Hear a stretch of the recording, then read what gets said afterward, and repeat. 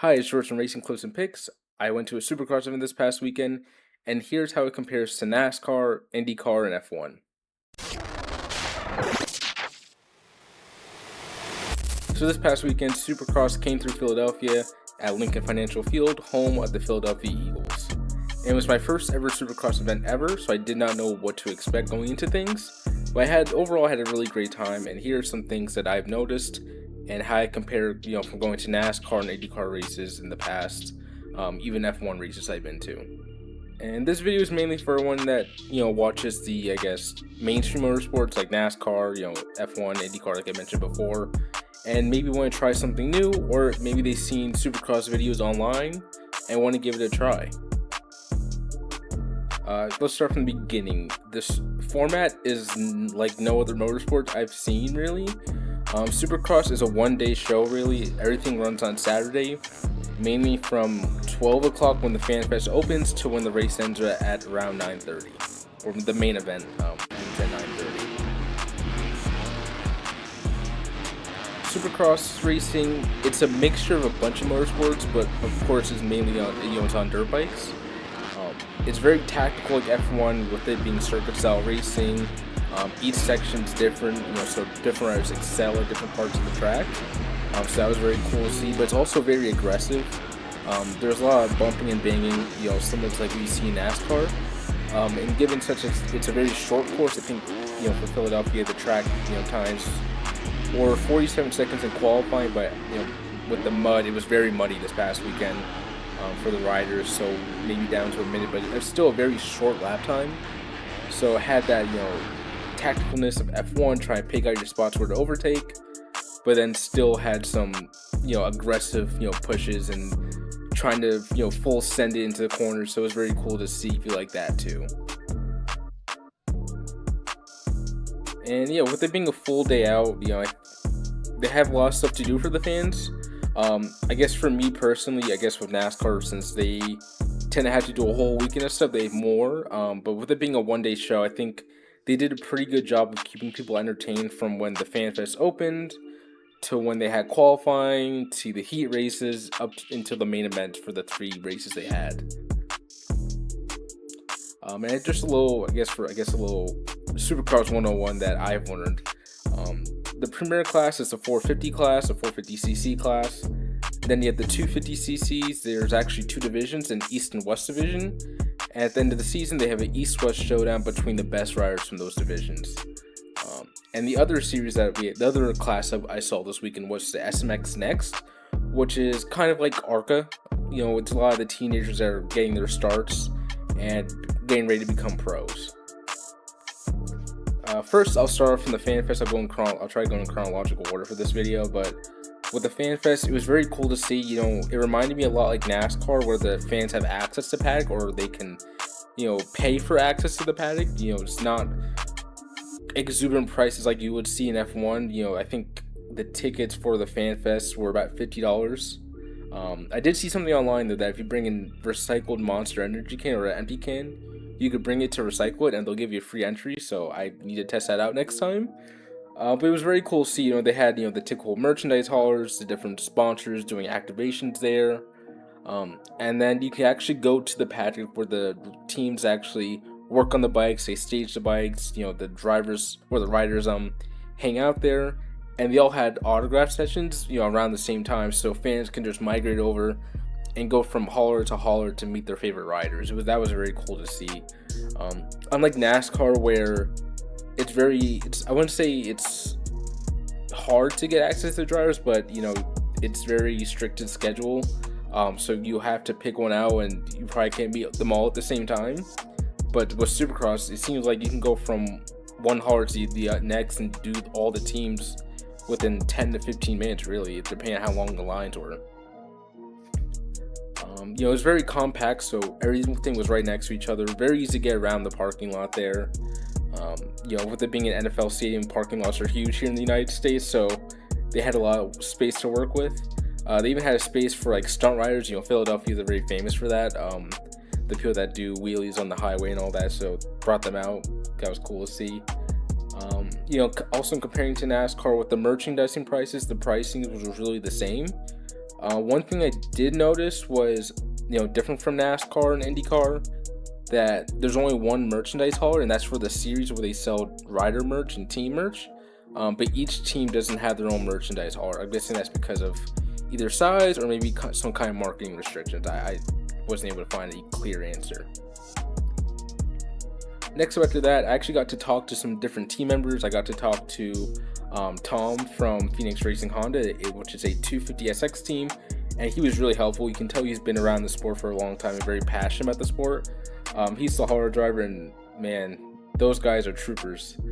We talked about the schedule and the logistics of things, and he told me that he actually hasn't really seen his home since January 1st. He's been on the road the whole time. With Supercross season, it runs from January through around May, and they hit stadiums all across the country.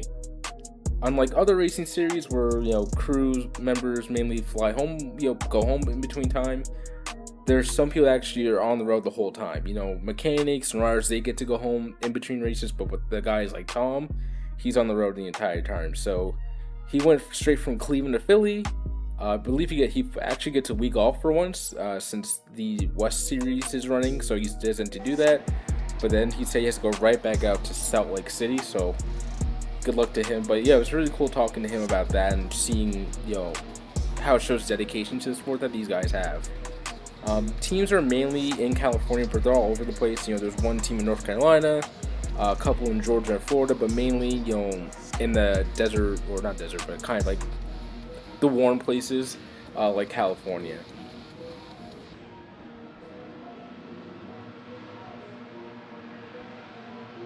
Also talking to Tom, what he told me was, unlike NASCAR and IndyCar, the riders, they actually get their own frame. I guess you can compare that to a chassis in the four-wheel car, and the frame is built to their spec, so it won't be shared with anyone else unless it's like a desperate scenario, which is rarely would ever happen.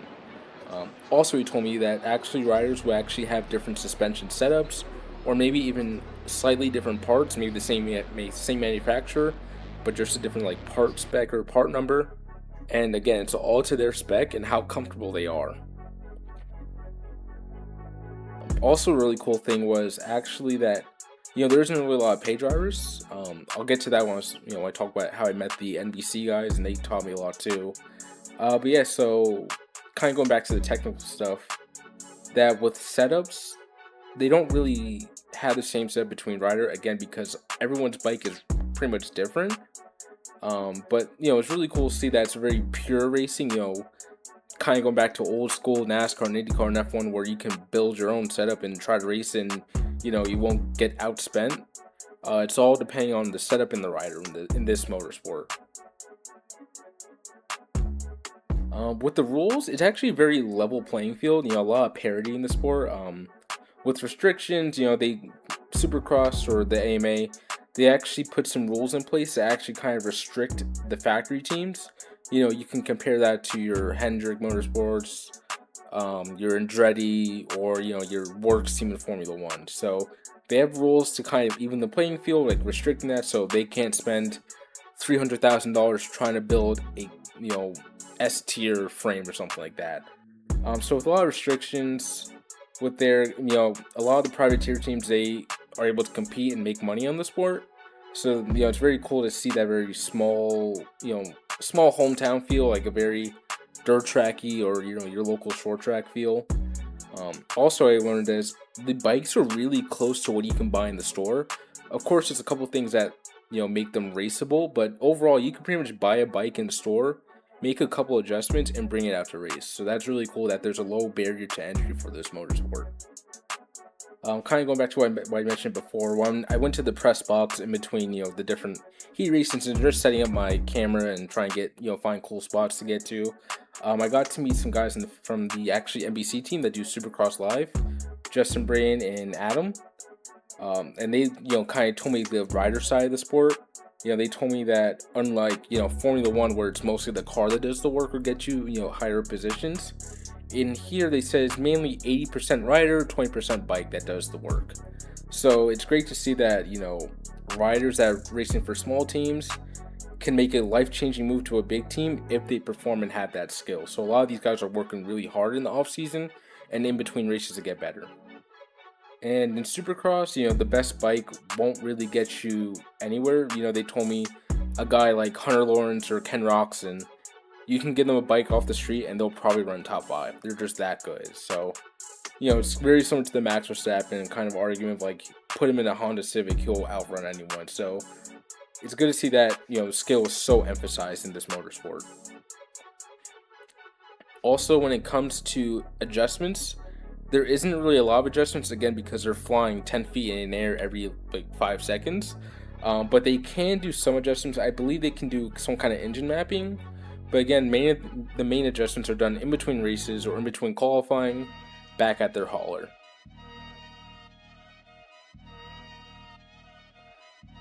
I also got to talk to the AMA guys that ran tech inspection. Unlike other motorsports where the inspectors look for cheating parts or illegal parts, these guys mainly look at just safety checks and make sure no one's breaking rules like sponsorship or stickers, or making sure that the bike is fitting the spec to kind of sporting regulations. Again, because there's just so much trust and it's easy to find stuff, but teams aren't really trying to cheat like crazy there. They may try to fit a couple carbon fiber parts, but the AMA guys, they find them out quickly, and it avoids a lot of cheating in the sport. One thing that I did see was very interesting was they actually have I'm not sure if it's an emissions test, but they kind of run like a muffler sound check. Again, I guess because it's in a stadium, they don't want people to go deaf. But it was cool to see just like they'll go through tech inspection and then just like rev bombing in like a nearby parking lot. It was just like the funniest thing to hear. Also, I kind of talked to the guys about what the pay driver situation or the pay rider situation is like in the sport. With NASCAR, IndyCar, F1, F2, WEC, etc. There's so many motorsports. There's a kind of an epidemic of these pay drivers coming in. They said that actually 90% of the grid they expect to be salaried. Of course, there's different agreements whether they're getting paid directly or they get a percentage of the purse. But guys still bring sponsorship, but it's not egregious where people are buying into the sport. So that's it keeps it more pure, and it makes drivers hungry to get better and get to a higher paid team, make more money. So it's unlike any other motorsports that I've dealt with when it comes to the pay drivers.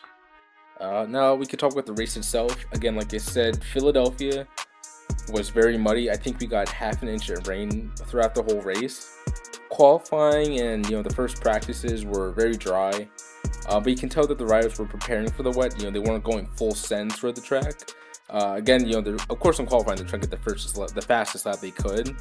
But when they weren't on a fast lap, they were kind of just trying to figure out, if they're gonna do a double out, triple in, like just stuff like that. Again, with it being really muddy, it still put on a really good show, even though it was a very slow track. You can see he was very tactical. They were still very fast guys. There's a guy that he crashed on the first lap and made it back to fourth, just to qualify for the race in the last chance qualifier. And you could just see him just picking off two people at a time. It was amazing to see. And even with the rain, the fans were still there. Supercross, I know they're not selling 80,000 tickets, but given I think Lincoln Financial Field 60 or 70,000, a lot of the lower bowl was empty. There's some people scattered in the second bowl, but I think it was about, I don't know, if I could ballpark it, I'll probably look up the number afterwards, but I would say 20 to 30,000 I think they had. But overall, it was a really great crowd. Even with the rain, I think the local Walmart probably sold out ponchos. So there's a lot of ponchos out there, and a lot of people just like having a good time. I guess from the fan POV, there's some cons to it. Parking was very expensive and food was very expensive. Again, that's probably not on Feld, Supercross, or the AMA. That's more on the venue.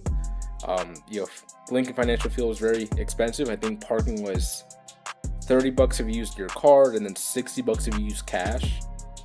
And then for food was insane. Like, I got chicken tenders and fries, and that was $40. So very expensive there. I recommend, if you do go, probably have a very big lunch, or just try to sneak some snacks in. But overall, it's like very great vibe. Everyone you can just like walk up to and talk to. So that was kind of really cool too, just to like, you know, meet different people, and people came from all over the, I guess, East Coast. It felt like there's people that came from like Maryland, New York, Boston. It was just like amazing. And like I mentioned, you know, for the race, there's a lot of stuff to do in between race. There's a lot of stuff going on throughout the day. Like I said, there's 3 different classes going on, so there's always something going on from 4 o'clock, from when the riders first got on track, to the main event end at 10 o'clock. So, you know, there's always something to watch. You know, it wasn't really a lot of dead time, except when the track maintenance people were, you know, smoothing at the track or the ruts. So, you know, overall, just a very fun time. Not a lot of dead, boring time going on. Now, kind of just talk about the fan base. It's very niche, you know, similar to NASCAR, maybe like an IndyCar, but it's very dedicated. Maybe actually I would compare it more to a dirt racing, you know, atmosphere. Everyone was so dedicated. Everyone is very knowledgeable. You know, you can tell he was new, but everyone, you know, if you had a question, you can literally ask the guy next to you, and he'll give you a whole rundown of the sport, practically give you the history of the sport. So if you felt out of place, you know, it was very easy to, you know, catch back up and just talk to someone. Again, because everyone was so friendly there. When I talked to, actually, before one of the races, before qualifying, I talked to some of the, you know, 250 guys, and they talked about kind of what they experienced. You know, they love the fan base, and, you know, even though they're probably not getting paid the millions like in F1, you can just tell they just love racing. Even when I talked to them about like how they get better in the off season, they just said, you know, everyone knows that they had their flaws, but, you know, the off season's the best time to work. They don't really do a lot of simulator stuff. It's all real world training for them. You know, some guys, they work on certain sections. You know, some guys literally spend a month of the off season working on whoops. Some guys work on their, you know, their jumps. So really cool to see how everyone pushes each other to get better, to get the best product, you know, available. Now, if you are thinking about going to a Supercross event, I highly recommend it. You know, if you're very on the fence, I think, you know, you can use my POV, but I think, you know, looking at other people's POV yeah. So if you're like, oh, should I go to an event? Kind of just like, you can use my video as a guide, but I recommend kind of looking at other videos and talking to other people that have probably gone to more events than me. Again, this is my first one. But, you know, the access to the series is amazing. You know, $100 total literally gets you a ticket in the Fan Fest. You know, for NASCAR, that type of stuff would probably cost you like $200. But yeah, it's a very like low barrier to entry. It's a very nice atmosphere. It's a very friendly atmosphere, and you can learn a lot. It's just a lot of pure racing. So if you're not interested in like stuff like concerts or stuff like, you know, some kind of random driver appearance like that, you know, if that's not your thing, then, you know, you're not really missing out here in Supercross. It's, you know, just mainly about the racing here. And, you know, I think I am doing a race in New York for the motocross, their outdoor season. So I'll definitely be doing another video on that soon. And yeah, so I'll see you guys at the next one. This has been George of RacingClipsandPicks.com. Check out our website for my full article on comparing Supercross with other racing series. Thank you. Have a great day, night, or morning.